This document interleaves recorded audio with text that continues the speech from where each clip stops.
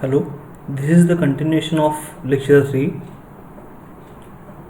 To find out velocity of water in the pipe, we have applied the law of conservation of mass, that is continuity equation, which states that discharge of water into the cylinder is equal to discharge of water delivered from the cylinder. So discharge is area into velocity. So this is velocity of water in the cylinder multiplied by area of the cross section of the cylinder is equal to velocity of water in the pipe small v into area of the pipe, that is small a. So velocity of water in the pipe is equal to VA upon small a. We know the value of velocity of water into the cylinder, that is r omega sin omega t. So this is the expression of velocity of water in the pipe. From this velocity we can determine the acceleration of water in the pipe. So acceleration is the rate of change of velocity. So a is equal to del v upon del t. We replace v by this expression a upon a r omega sin omega t.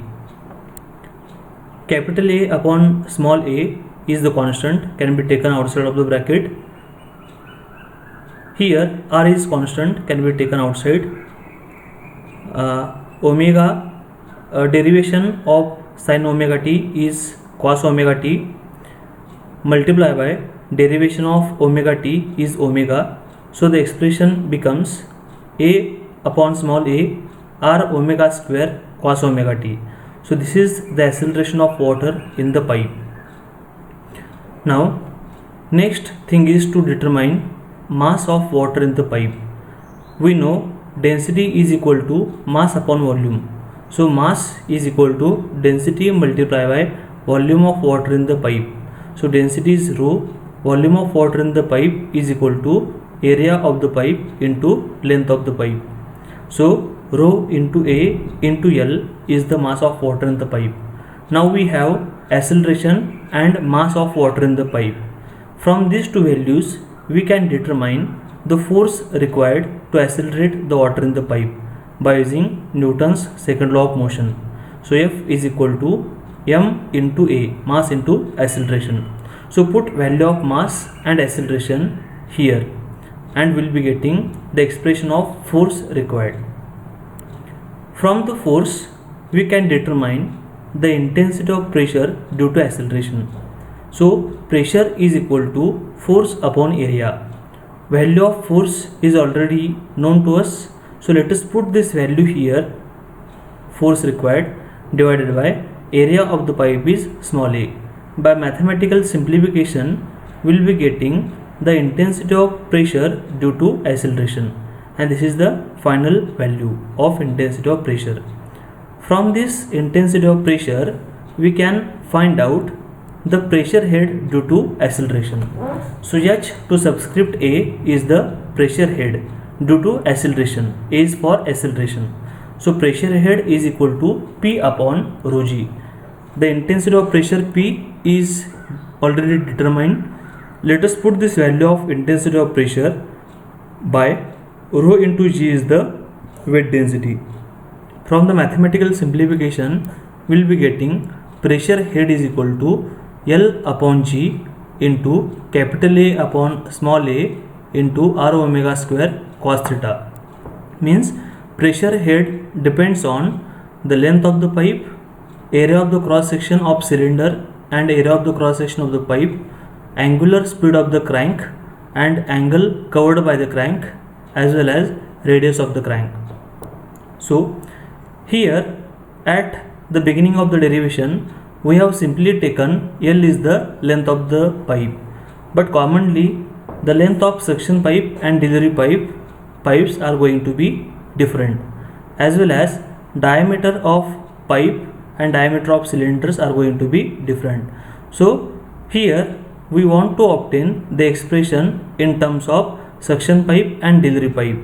So the pressure head due to acceleration in the suction and delivery pipe is obtained from this expression. We are using subscripts S for suction and D for delivery.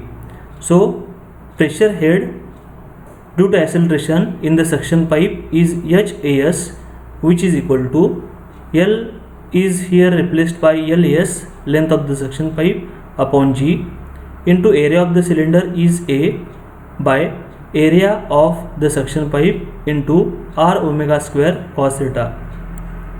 Similarly, pressure head due to acceleration of delivery pipe HAD is equal to length of delivery pipe upon G into area of the cylinder by area of delivery pipe into R omega square cos theta. The pressure head due to acceleration from this equation, the pressure head due to acceleration from the equation represents the HA varies with respect to theta. The values of HA for different values of theta becomes when theta is 0, means when at the beginning of the suction stroke, when theta is 0, then when theta is equal to 0, so cos 0 is 1 and HA value becomes L upon G into A upon A R omega square. Cos 0 is equal to 1. When theta is equal to 90 degree, then cos 90 is equal to 0 and acceleration head is simply equal to 0. And when theta is equal to 180 degree, cos 180 becomes minus 1. If you put this value into this expression, then we will be getting HA negative, that is minus L upon G into A upon A into R omega square. So maximum pressure head due to acceleration can be obtained at the beginning, that is HA equal to L upon G into capital A upon small a into R omega square. Thank you.